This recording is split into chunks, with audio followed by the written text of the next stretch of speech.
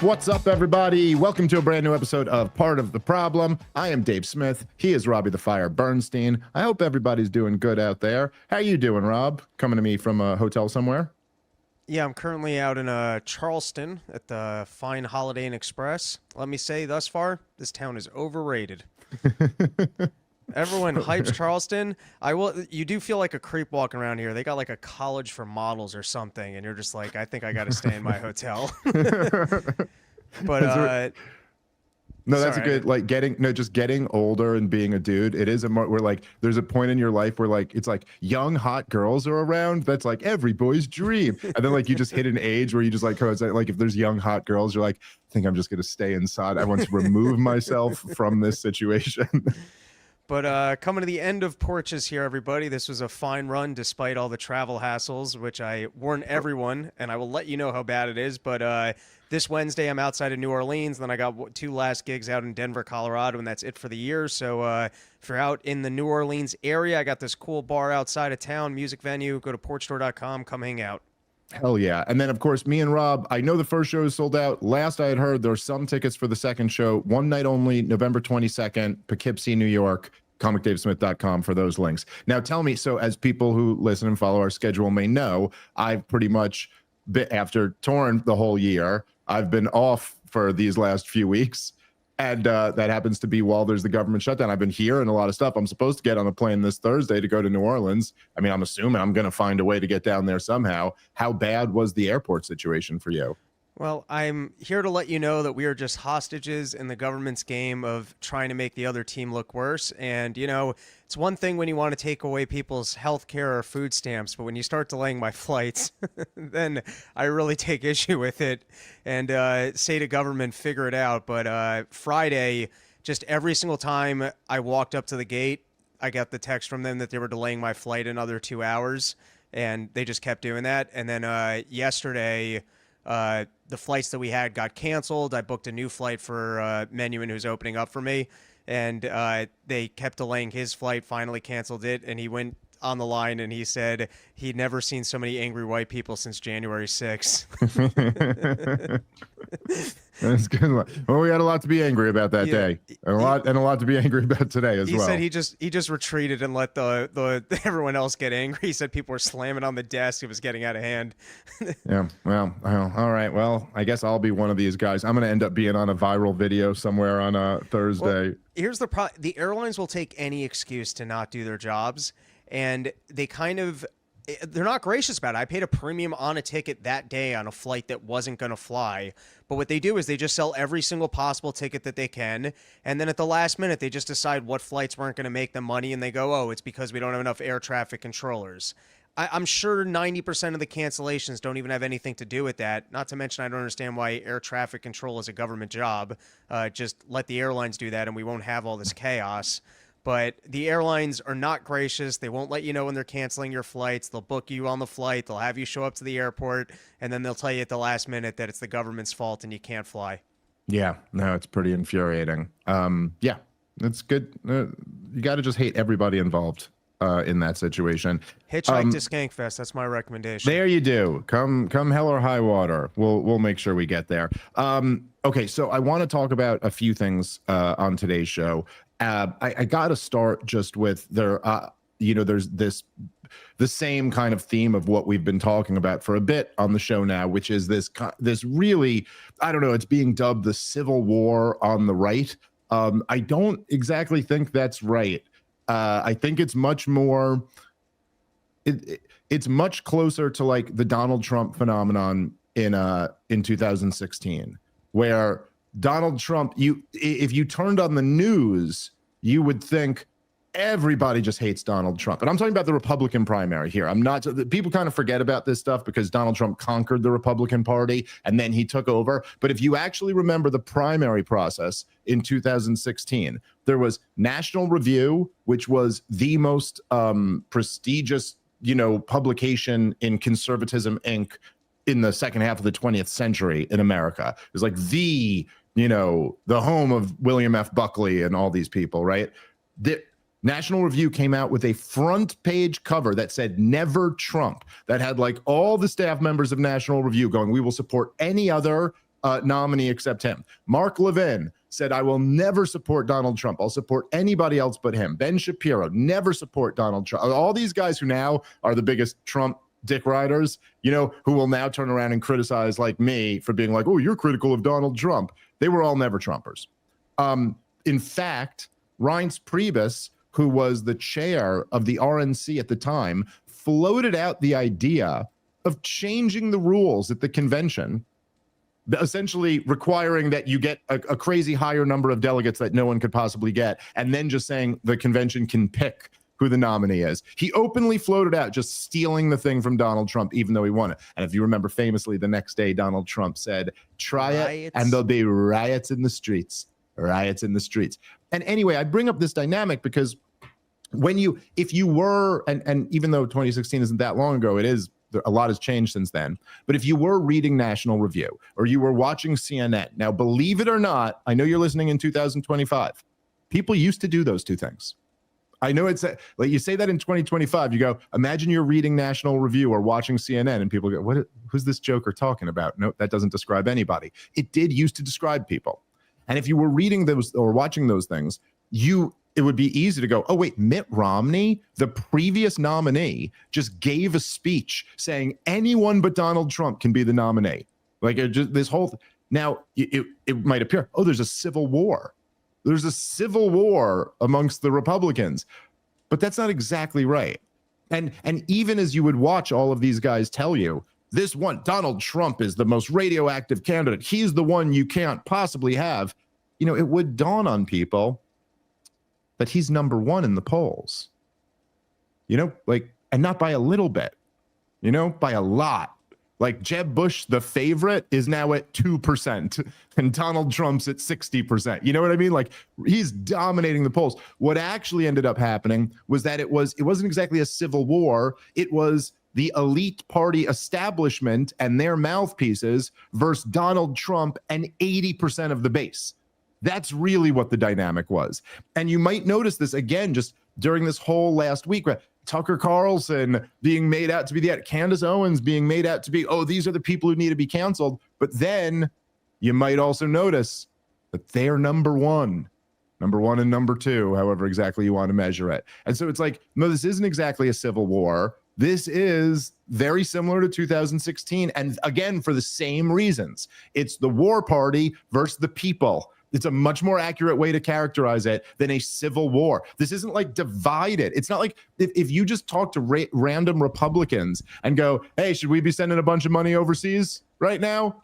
No, we shouldn't. Like any more than the Republicans were divided on immigration. They're not divided on Tucker Carlson or Donald Trump for that matter. So anyway, that's one thing. And I would just say that I guess it's obviously it's very in our wheelhouse. Like this is the world that we exist in. And also on this show, I've kind of had like all of the people involved in this, you know, well, at least all of the ones on a certain side of it. Happy to have the other ones on. Ben Shapiro, Mark Levin, open invite. Come on out. Let's talk about it. But anyway, it's just, so there's been more going on with that. And it's hard not to talk about because it does seem to be so relevant, like much like with Donald Trump. While it's not a civil war, there is kind of like, you know, to use the phrase that me and you maybe don't love the most, but like a battle for the soul of the right wing in America. It does seem like something like that is going on. All right, guys, let's take a moment and thank our sponsor for today's show, which is The Wellness Company. Now, some of you may know about this pill called ivermectin. It became very popular during the pandemic, and about 58% of the world's ivermectin supply comes from China and 75% from Asia overall, but not the wellness companies. Introducing American-made ivermectin, safe, trusted, and produced right here in the United States. Ivermectin has been prescribed globally for more than 30 years and has even earned the Nobel Prize in Medicine for its proven ability to eliminate parasites and support overall health. New research also points to potential benefits for skin, immune system, and cancer support. Most pharmacies charge $5 a tablet, but the Wellness Company is offering a higher 18 milligram dose for just over $3 each. It certainly just feels like censorship in the name of special interest. And I hadn't thought about it, but you're so right that it's early Donald Trump. It's the same thing as COVID. You're crazy for not getting the vaccine. They're trying to shame Republicans and go, all these people that you prefer listening to are not actually conservative and they're dangerous to the party. It's just the new form of censorship. That's all it is. Well, and you see that, right, Rob? Yeah, exactly. But you also see that when well, look, it's like, even if they'll say like, okay, here's our beef with Nick Fuentes is that he's said anti-Semitic things. And then you go like, okay, but Tucker Carlson doesn't have any of that baggage, right? And you're just as mad as him. So like, it seems like that's really not what it's about. Or they'll be like, Candace, digs into too many conspiracies that are unfounded. And you'll go like, okay, but then like, me and you don't really do that now, do we? Does anyone want to argue with us about any of our conspiracy? Like, what are our conspiracies, Rob, over the last 10 years together? Or that Trump wasn't a Russian spy? Like, what conspiracy is it that we buy into? That the vaccine wouldn't stop you from getting COVID and might actually like injure you? Is that a conspiracy? Like literally go. And so even the people but they hate us just as much as they hate them too. So after a while, it is kind of hard to not go. It really seems to be that the issue here is like, these are the people against the war party. Seems to be the only thing that really explains all of it. And okay, so the latest chapter in this was that Megyn Kelly, who I got to say, I really do like Megyn Kelly. And I thought she was very reasonable in this, but so she was doing some event. I forget exactly who. Was it connected to Turning Point or something? Or maybe it was just her own event. But she was doing an event. So she interviewed Tucker Carlson. And then the next day or later in that day, she interviewed Ben Shapiro. And, the Tucker Carlson, we obviously already had him on the show. And he said some of the same things, but it was, just obviously being correct. It's just not even, I don't know, just undeniably right about all this stuff. But there was this part with Ben Shapiro. So then Ben Shapiro comes on to essentially like struggle session Megyn Kelly for why she should be calling out the bigotry of all these other people. And there was this moment that happened here. Now, full disclosure, I did Liam McCullum's show the other day. I love Liam. I think he's great. Me and we hung out with him last time we were out in Montana. And he's great. You guys should follow Liam McCullough. Really, really sharp young guy. One of the best young guys in our space. And so we talked about this clip on there. I had to do this with you, Rob, and I had to do this on our show. So apologies to all you guys who saw that show, but we're going to go over the same one again because it's just too wild. So let's play that, and then me and Rob will respond. But here is Ben Shapiro. Try to keep up with this here. Here's Ben Shapiro trying to get Megyn Kelly to condemn Tucker Carlson. And wait for it, Rob. Here's why. My point is that that's not his point. And again, none of this. So we disagree.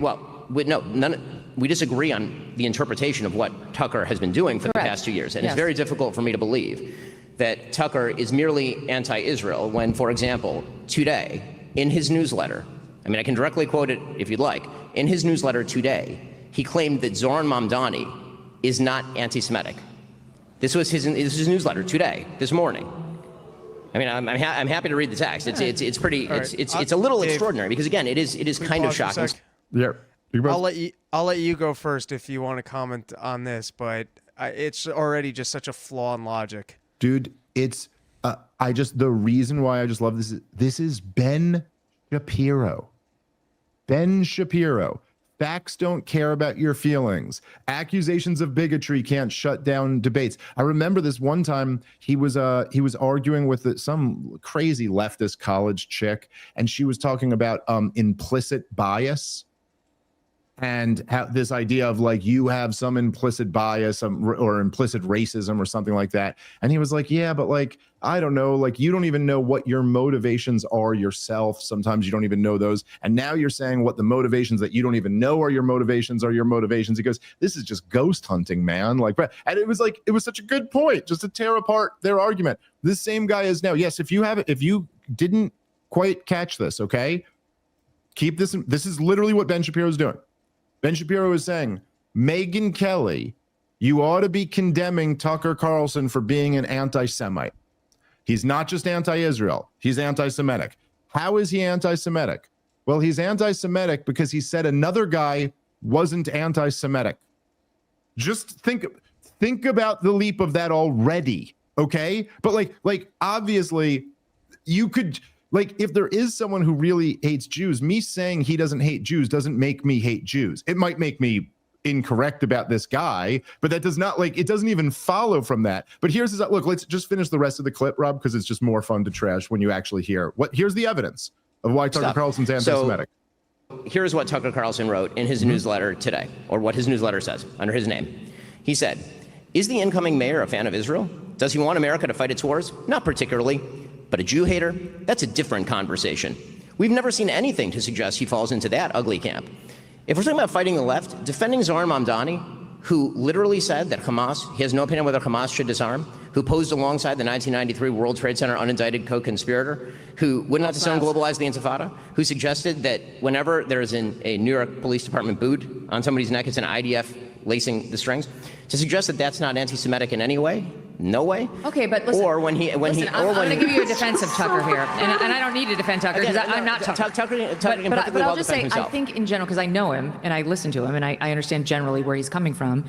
He would say his problems are with Israel, and he would say that shot that Mamdani laid against the IDF is a shot against the IDF and Israel, and how he thinks they're pro-war, not against Jews. Okay. And I think all I can say is when Tucker Carlson finds himself in complete alignment with Zohar Mamdani, it is very difficult for me to believe that he does not agree with Zohar Mamdani. I think Tucker is in a place right now of the same place that Charlie was getting to toward the end of his life, the same place that some people had tried to drive me, which is you're under withering, nonstop accusations of being something you know you're not. Well, but from some Here, you can pause it right there. So I just love Megyn Kelly going, yeah, and we could end the clip there. But it's like Megyn Kelly's basically going, yeah, I think Tucker's in the same place Charlie found himself in that I find myself in, where it's like, you guys are just such, like, I don't know what to. It's like, dude, honestly, I'm sorry, I'm not putting words in Megyn Kelly's mouth, and she handled this better than I would have probably. But like the idea that you go,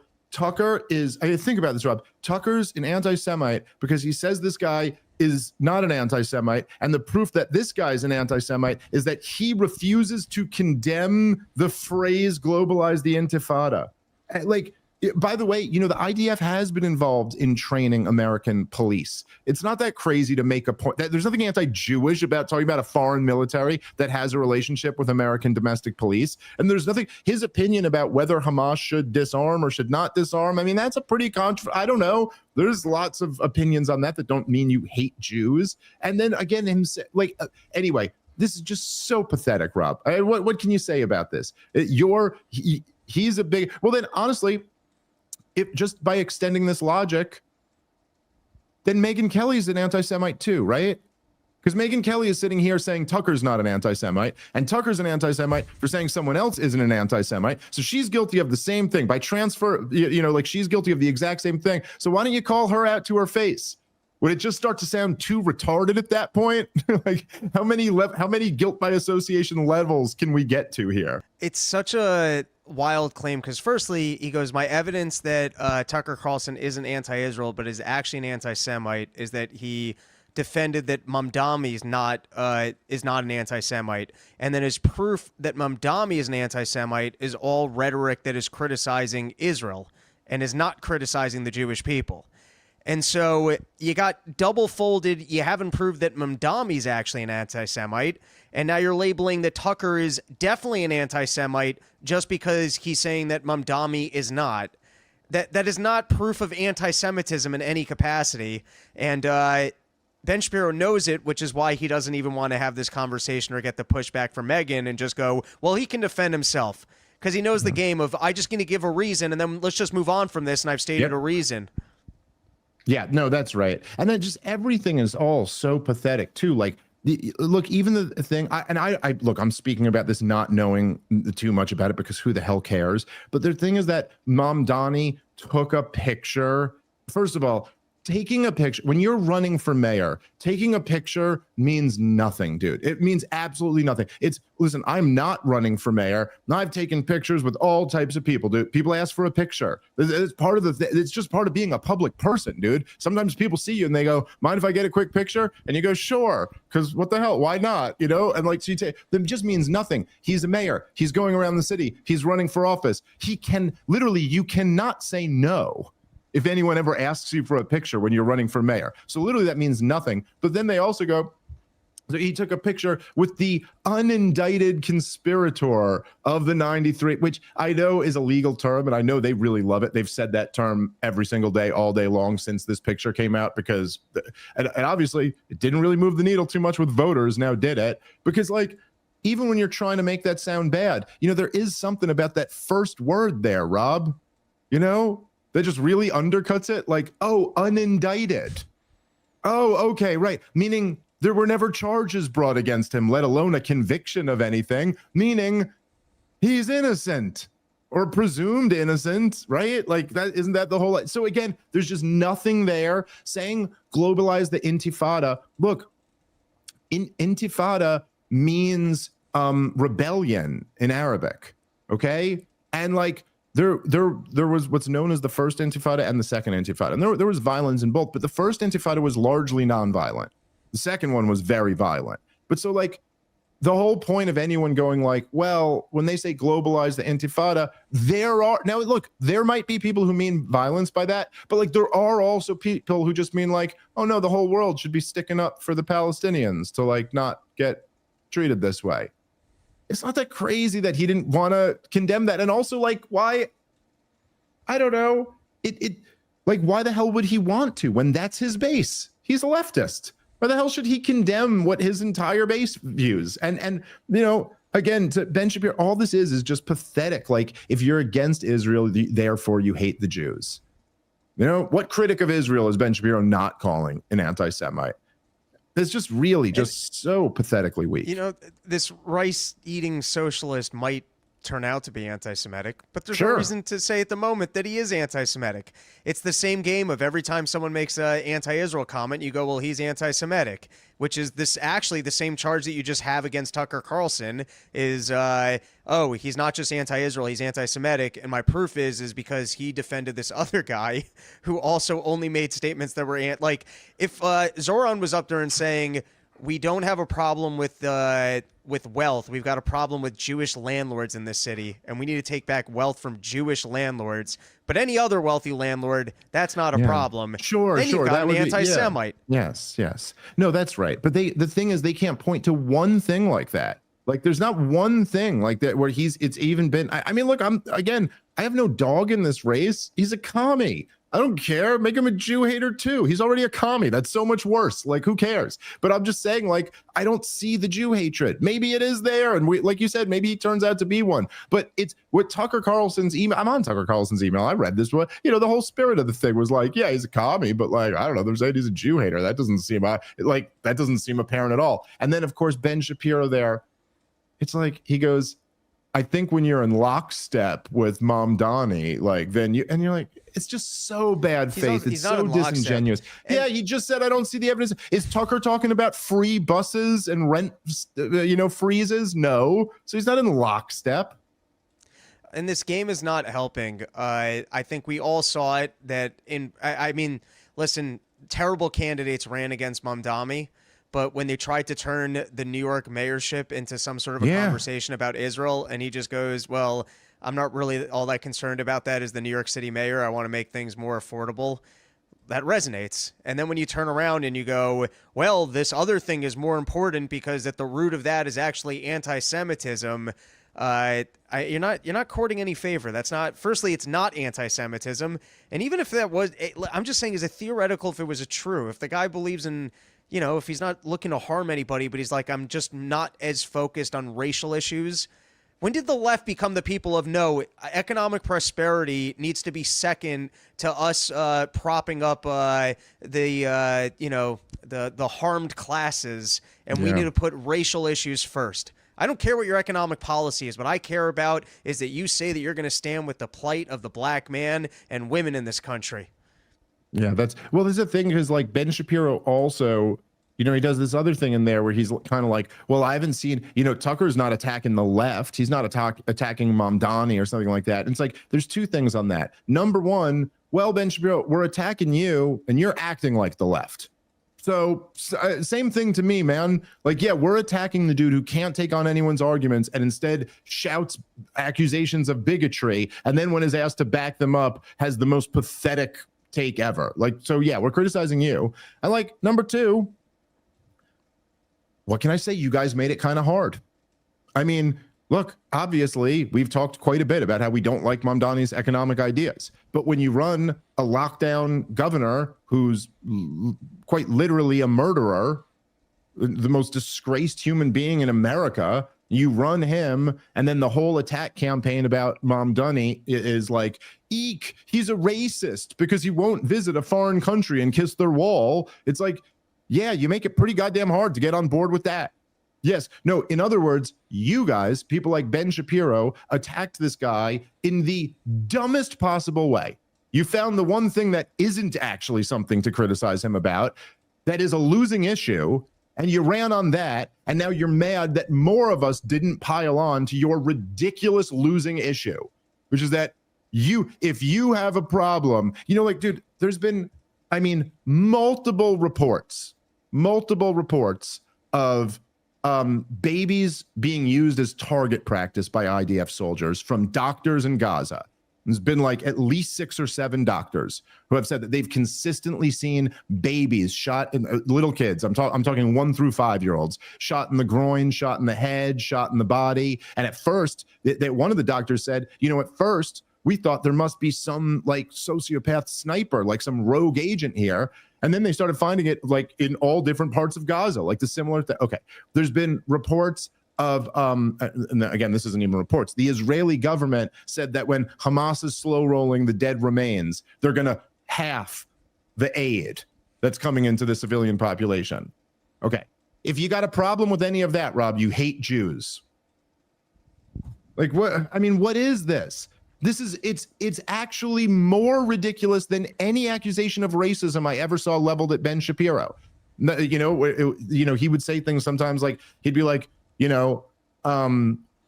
whatever, he would say, black kids are like 7 or 8 times, whatever the numbers are, more likely to be raised without a father, and that's a real problem. And then people would go, you're a racist, you hate black people. And you'd be like, yeah, that's stupid. What Ben Shapiro's doing here is dumber. It's a worse version than that. And that's it.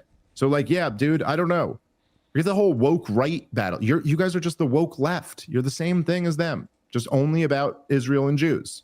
Everything else, that's Ben Shapiro. The gloves should be off for everyone else except my group. Facts don't care about your feelings. All right. I do want to move on. Okay, I want to talk about a couple things here that were specifically, kind of interesting things that have been put out there. Economic proposals that Donald Trump has made, I guess, since our last show. And one of them is the $2,000 tariff stimulus checks. And the other one is the 50-year mortgage thing that he's talking about here. And I thought they were kind of interesting topics for us to get into. I don't know. I guess I'll just start by it. I'm real curious to get your thoughts on both of these so we could go through them one at a time. But I would just, I guess, start by saying, like, man, the Trump administration is just getting more and more pathetic by the day. I just find all of this shit to be just absolutely like desperation Hail Marys that like this is something that you do when your coalition has fallen apart, which I think is kind of the message here, And I've been one of the people saying, because I've seen Republicans, who have been like, oh, this last week's election didn't really mean that much. These were just Democratic strongholds or whatever. And I'm like, no, I don't think that's true at all. This is a big wake-up call to Republicans. And it seems almost like maybe Trump feels the same way. But, oh, my God, talk about the worst way to handle it. To just throw the most pathetic, I'll send you all money. This is like on the level of like the kid in school who's like, I'll pay you all to come to my house type shit. Like, sure. That that might work. It might get some more people over to your house, but it is the worst, most long-term destructive and just pathetic way to appeal to voters. And then the 50-year mortgage thing just seems like a crazy scheme to me. But anyway, we could take these one at a time, whichever one you want to do first. All right, so let's start with the tariffs, and Okay. I think what Donald Trump is trying to do here is he's got a Supreme Court case going on at the moment having to do with the tariffs. Yep. And it appears as though he will not be allowed to implement his current tariff policy because it should be under the purview of both revenue and taxes, which are under Congress. Now, there's two elements of gigantic stupidity, and these are things that I've talked about in the past. First and foremost, the fact that you're able to enact a policy and then it takes a year before it gets to the Supreme Court to find out you couldn't do it is a dumb system. It's There should be a unbelievable. secondary Supreme Court. You want to do something, you find out, am I allowed to do it? And then you go and do it. Now, here's the dumber part. Not only is the government not necessarily responsible when they get things wrong, there's already a conversation now about whether or not it's feasible to unwind a policy that shouldn't have been implemented because it might be too sloppy to give refunds back to people that have already American businesses that have already had to pay tariffs. Now, just think about how disgusting that is, that there could be government overreach that costs your business money, and then the Supreme Court goes, yes, that was illegal and they shouldn't have done that, but it's too sloppy for us to return the money that we shouldn't have taken from you. And so what Donald Trump is trying to do, in my opinion, I don't know that I've seen anyone else say this, is he wants to send direct checks out to make it even sloppier to recoup the money from the government that had been collected by tariffs. Because if the money was collected by the government and then sent out to taxpayers, it's even sloppier to clean up. So for one, I think that's part of his Hail Mary play. And the whole Supreme Court system is stupid in regards to the fact that you can enact a bad policy and then they are hesitant to punish government for the bad policy because it's messy. Stupid across the board. Now, driving up prices because there are tariffs and then handing more money to individuals to go pay on those goods is also not great economic policy if what you're dealing with is people that are upset about prices going up. Yeah. And if you want to see how sending direct stimulus checks played out, go look at go look at the inflation that took place after COVID when he sent checks directly to people's homes. The thing is that people are still, there are people who are still stupid enough to look back and go like, well, it was a tough time, but Trump did send me that check. And he knows that. And he knows that there are people like that. And there's a reason why he made sure to put his name on that check in 2020, you know? And like, that's what they called it, Trump bucks, and he knows. And like, you know, there's so many things that are crazy about that. You hit a lot of the good ones, you know? But I would just say too, that the idea, even if you were going to sell the idea that like tariffs raise revenue, okay, right? Like there is some revenue that's raised from tariffs. But you're like, dude, we're $38 trillion in debt and going further into debt every minute. Like, what position are we in to say, oh, we have this surplus? Now we're going to pretend it's a surplus that's just extra sitting around there. Might as well send some checks out. It's just, it's ridiculous. I did listen to, I saw there was I heard the audio of Gorsuch at the Supreme Court, and it did not sound like he was buying it at all. Just like their ridiculous argument. This is Trump's stupidity, as he keeps talking about how it raises revenue and, you know, or it's but now they're trying to pretend that it's not revenue or taxes, which they can't explain. Well, who bears the cost of this? And they go, well, ideally down the line it will create American jobs. And so prices will explain to me when these factories are coming and when all this stuff is being made in America. But between now and then, it sounds like the president's talking a lot about raising revenue from it. So you kind of can't pretend that this is just, you know, a presidential policy for job increasing, which even if it was, I mean, that's central planning. Yeah, no, that's right. And well, look, I mean, the idea that the idea that the president of the United States having the unilateral ability to just tax trade is the key to prosperity is just so ridiculous. And again, like, you know, we've been saying this whole time, It's all just been, it's been goofy economics this whole time. And you can never even, it seems like you can't even pin Donald Trump or his supporters down on what they're even saying tariffs do. You know, like, it's like, what are you saying? Are you saying tariffs make us rich because they protect industry? Are you saying tariffs are leverage to get good deals out of other countries? Or are you saying they're revenue generating? You know, like which, like, and it almost seems like, and look, I guess theoretically you could argue they're all three, right? But it's not a very good argument. There's a lot of flaws in it. But like you could make that argument, but it does seem like they justify it with one. And then when you knock that one down, they move to the other one. And then you knock that one down, they move to the other one. Then you knock that one down and they move back to the first one you knocked down. Like, it's just that it's all over the place. And like, even if like, look, for each one of the arguments, like the only argument that actually stands is that, yes, you could put some pressure on another government to maybe get some concessions out of them. Okay, that is reasonable. But in terms of tariffs generating revenue, well, first of all, the problem isn't that the U.S. federal government doesn't generate enough revenue. Generate trillions of dollars every year in revenue. The problem is that they not only spend that, they spend another couple $1 trillion on top of it. That's the major problem. Okay. So it's obviously a spending issue, not a revenue issue. And we like, I mean, I don't know, but I would venture to guess that if you just look at the tax revenue, where we got to be over $3 trillion, I'm sure, probably between $3 and $4 trillion that the federal government brings in tax revenue every year. That is bigger than any government in the history of the world. You have the biggest, most powerful government in the history of the world, just based off the revenue that the federal government collects. The fact that they want to be that much bigger, so they borrow and then print the money, doesn't really suggest that it's a revenue problem. And then in terms of the stuff, as we've talked about before, in terms of like protecting business, if that were really the case, if that really made us, well, then again, just reductio absurdum this shit. Then why not higher tariffs? Why not 5,000% tariffs on everyone? Or how about this? Just write a law that says it's illegal to trade with the rest of the world. Why not get the most protection if you believe in protectionism? And then right away, you'll start figuring out, oh yeah, that would make us drastically poorer. So anyway, it's all just been goofy economic policy. And after a while, as Donald Trump is failing across the board at so many of the other things, it's just like, I don't know. It's harder and harder to let any of this stuff go. People just have to learn free money's a devil's deal. And the last time they sent you a check, it was because they could keep you in your homes, and you wouldn't criticize them doing another financial bailout for the big banks. And every single time they offer you free money, it just means you're going to be more in debt, and whatever thing you were going to use that free money on is going to be more expensive, which turns us to the 50-year mortgage plan, which, by the way, I'm a big fan of freedom. If you want to walk into a bank tomorrow and the bank wants to give you a 50-year mortgage and you think that suits your needs, go for it. People love home ownership, and the idea, what's nice about home ownership is that you think, okay, I'll never be homeless because I'm going to own this thing.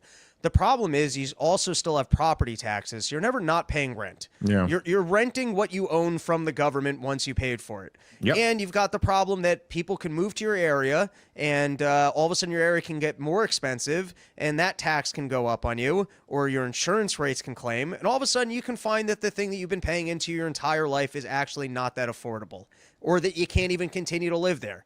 And the problem with the 50-year mortgage is, firstly, it's going to put more people into the housing market, which means prices are going to go up. Yep.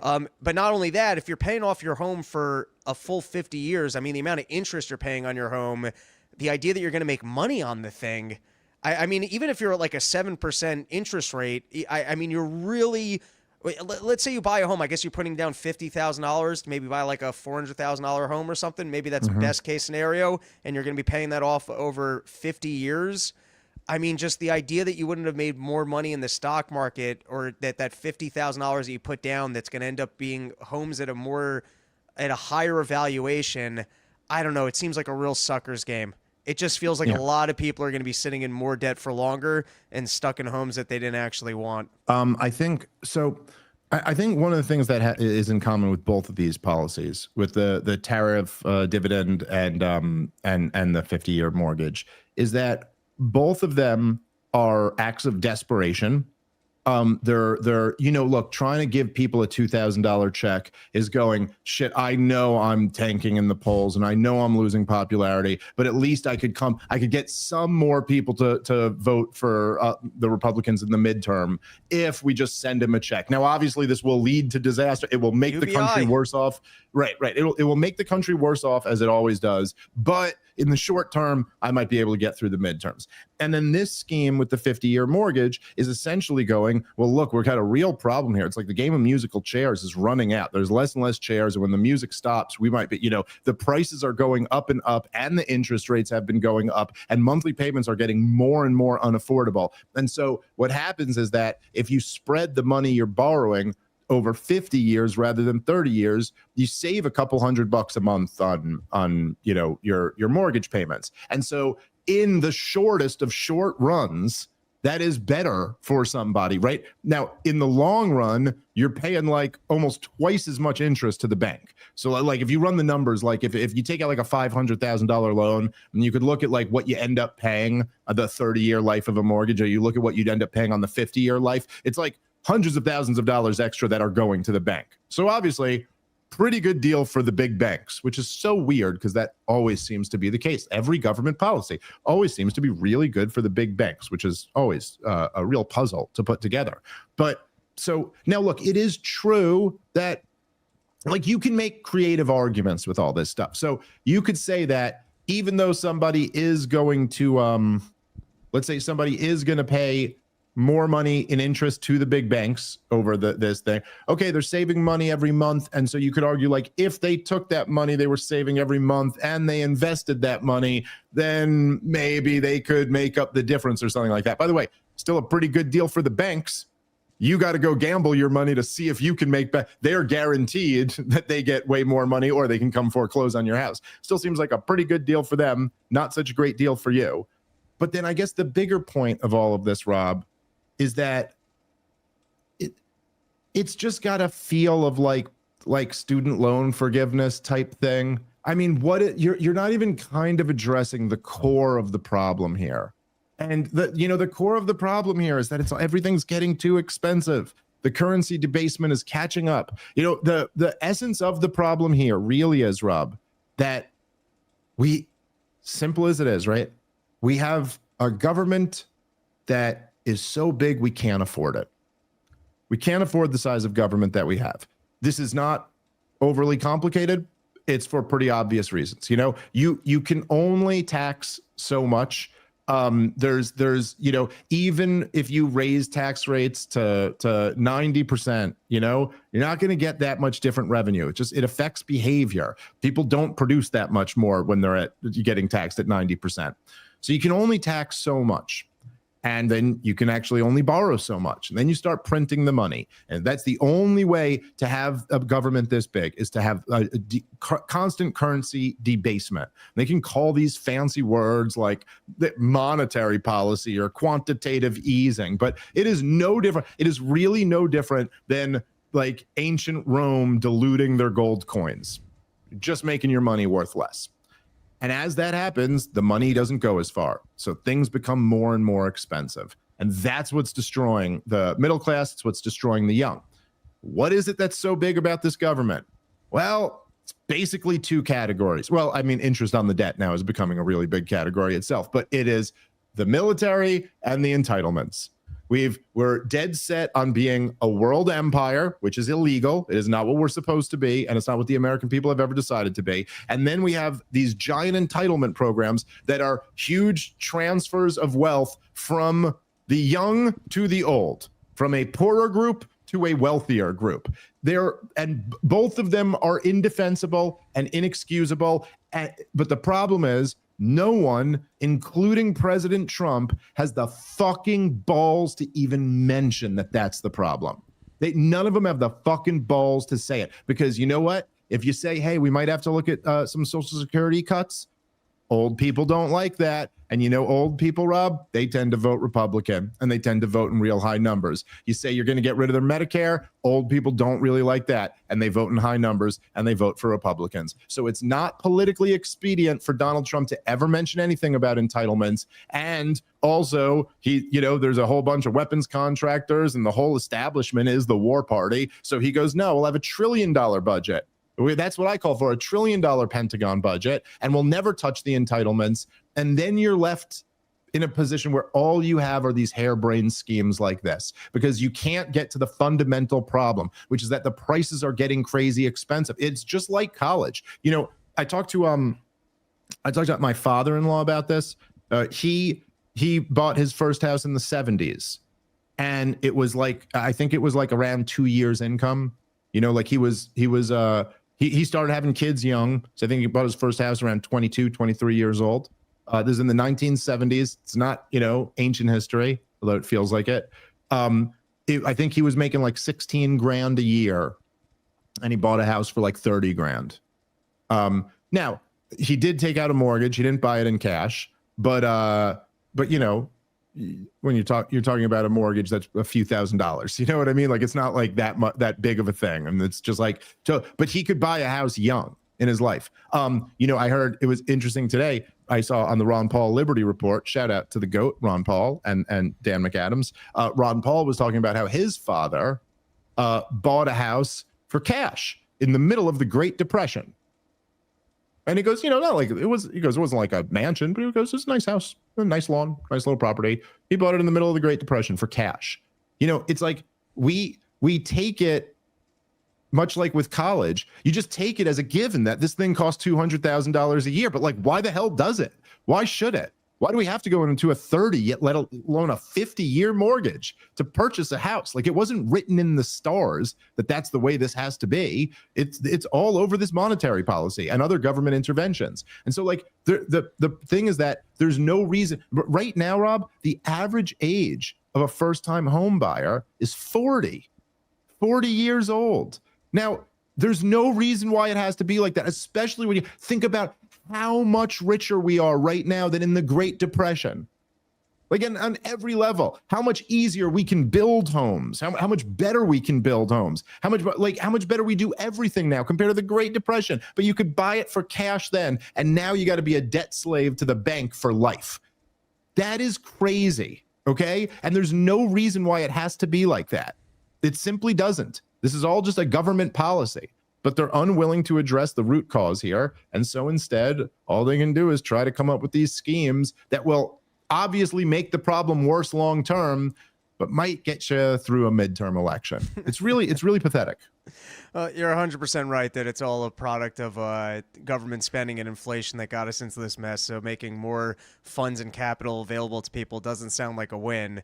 But in terms of, and I might have to give this more thought, but in terms of you as an individual, considering taking on a 50-year mortgage, it's just an inflation bet where I guess if you can have the capital and inflation goes to the wazoo, or it just kind of puts more people into the game of owning assets versus holding on to cash and being in the game of rooting for inflation, because then, what you owe on your house is actually going down relative to what you took on. But right. If over the course of this 50 years you actually see some sort of a credit crunch, or you actually see, do you really want to take a bet that in the next 50 years the check is not going to come due for the United States of America, and that the Fed has endless ability to keep flooding the market every time asset prices are coming down? Because otherwise what's going to end up happening is the capital that you put into the house, which is probably 20%, and then every year that you're paying off your mortgage, which is essentially rent, you're gonna get wiped out on the little bit of capital that you have. Yeah, no, that's a concern for sure. And it's it's just, look, like I was saying before, because of the monetary policy and because of the prices of everything going up, you've created a situation now where, like I said, first-time home buyers are 40, and that, I just think it's very hard to measure exactly how destructive that is for a society. You know, like it's really destructive for a society to say that, like, you know, in my grandfather's day, in my father-in-law's day, like a 23-year-old could get a house. And oh, by the way, to just be clear here about my father-in-law's situation, I think he had 2 kids at the time. He's 23 years old. He was a truck driver, and his wife didn't work. He just bought a house when he was 23. Now, I just say this because that is like inconceivable in today's America. The idea of like a 23-year-old guy who has a job, like just a blue collar working class job, and his chick doesn't have to work, and he can just buy a home and take care of his family. She can raise his kids and he can do the working. I mean, that does not exist. Nobody listening to this knows anyone like that, or very few people do. Maybe it's certain parts of the country, but it's really rare these days. And so but what happens is, and look, even if you're not going to, well, look, if you're going to have kids, which is, you know, just saying objectively pretty important for the next generation, but some of us have children. So if you want to have children, you know, because of course it's not just a matter of owning or renting. It's like the reason why people don't own until their 40s because the prices are so high. It's so unachievable. And it's like, that means that stability is very unachievable, you know? And obviously that makes it much more difficult to start a family. It's a difficult thing to start a family when you don't have any stability in your life. And waiting till 40 is a real problem because, you know, that's pretty late in the game to do that. But then even if people who don't have kids, just there's something for the tranquility, for the stability of being able to own property. Like there's something really important about that being achievable for like the average person in society. Because when you own property, and this isn't only the case if you own property. I mean, this is also the case if you just like, you know, if you own stuff, or if you are, you know, have meaningful relationships in your life, or meaningful work in your life. But the more that you have all of those things, the more invested in your society you are, the more you care about it. You know, like it's just, the more you own, the more skin in the game you have, the more of a stake you have, the more stability you have. All of those things are enormously positive forces for the cohesion of a society. And it really tears, I mean, we see this right now. It really tears things apart. And particularly when young men, okay, and I mean, like, it's got to be the average man. Because today we kind of live in a situation where, like, if you're, I think, whatever, like, if you're like elite level, like if you're like the best looking, like most athletic, like coolest guy, there's wide open paths for you, I guess, as there always are. And then that's true for women too. If you're like the hottest girl, you know, you could, but for average people, just like the regular person, and particularly for young men, if the average 22-year-old young man sees no reasonable path to where he could ever theoretically like be able to provide that type of stability for a woman, be able to provide that type of life for himself, and they don't have a good job, and they don't have status, and they don't have anything like meaningful in their life, that is dangerous. That's when young men become radical and become violent and become destructive. And so it's like, you know, it's like these government policies, even something like that just seems removed from all of this. Like, oh, we're just talking about monetary policy here. But like, you know, you're talking about a lot more than that. You're talking about the health of your civilization. Anyway, Donald Trump's just terrible.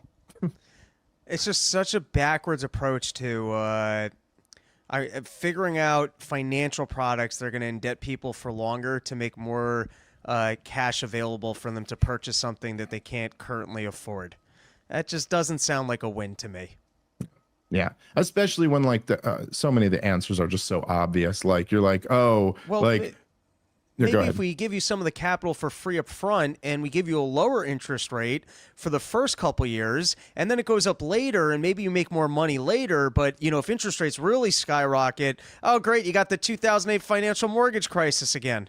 Yeah, right. Again, Or it's Kamala, why not go with Kamala Harris's plan? Just give people $30,000 up front so that they have most of what they need for the initial down payment, and pretend like that's not just going to increase all the cost of owning a home and indebting people for longer. Yeah, The college yeah. is the perfect example. They made loans available if you wanted to go to school, and colleges went, great, we can charge these people more money. And then you had more people leaving colleges more in debt, and you want to know why people don't own homes.